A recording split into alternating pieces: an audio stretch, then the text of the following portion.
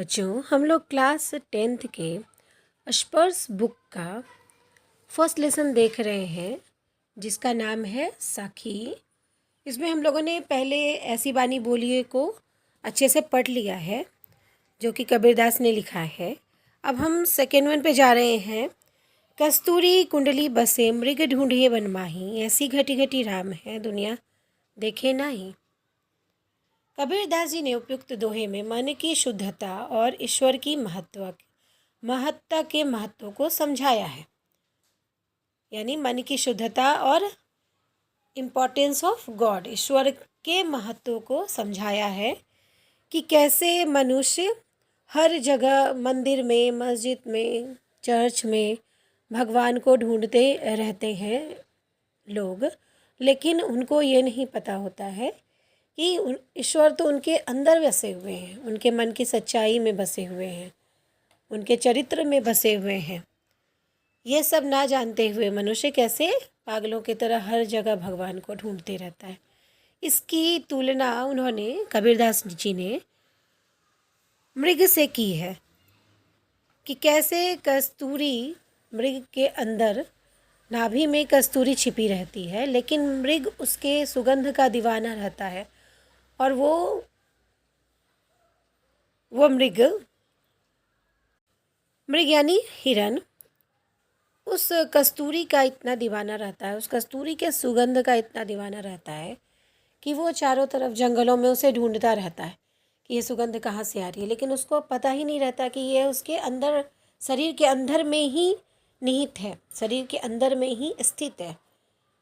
नाभि के अंदर कस्तूरी है मृग के, लेकिन मृग को पता ही नहीं है और वो सोचता है कि इतनी सुंदर सुगंध आ किधर से रही है, मुझे उसको देखना है। ठीक उसी प्रकार इंसान को पता है कि भगवान, हर मुश्किलों की चाबी भगवान के पास है। भगवान को अगर वो पकड़ के रखेगा, भगवान के अगर वो नज़दीक रहेगा, भगवान की अगर शरण में रहेगा, तो उसके सारे मुश्किलें दूर हो जाएंगी। ऐसा सब लोग ऐसे ही समझते हैं, बट उनको ये नहीं पता होता है कि ईश्वर तो उसके अंदर ही बसा हुआ है।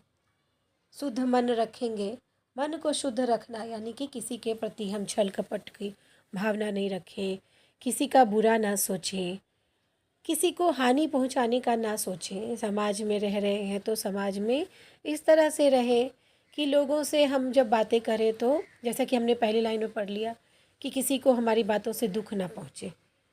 कबीरदास ने जब पहली लाइन में बताया ना, ऐसी बानी बोलिए मन का आपा खोए, ऐसी बानी बोलिए कि लोगों के अंदर का घमंड ही हट जाए, अपना भी घमंड हटे, सामने वाले भी सोचे अरे कितना अच्छा बात कर रहा, मैं क्यों से खराब से बात करूं।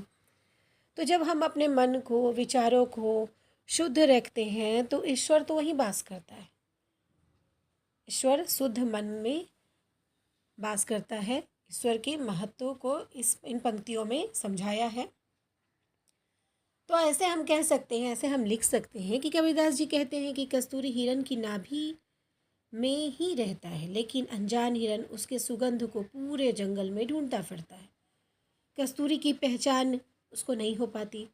ठीक उसी प्रकार ईश्वर भी मनुष्य के हृदय में ही रहता है, हृदय में ही निवास करता है, क्योंकि संसार के कण कण में ईश्वर विद्यमान है और मनुष्य उसके अंतर्मुख ईश्वर को देवालयों, मस्जिद, तीर्थ स्थानों में ढूंढता फिरता है।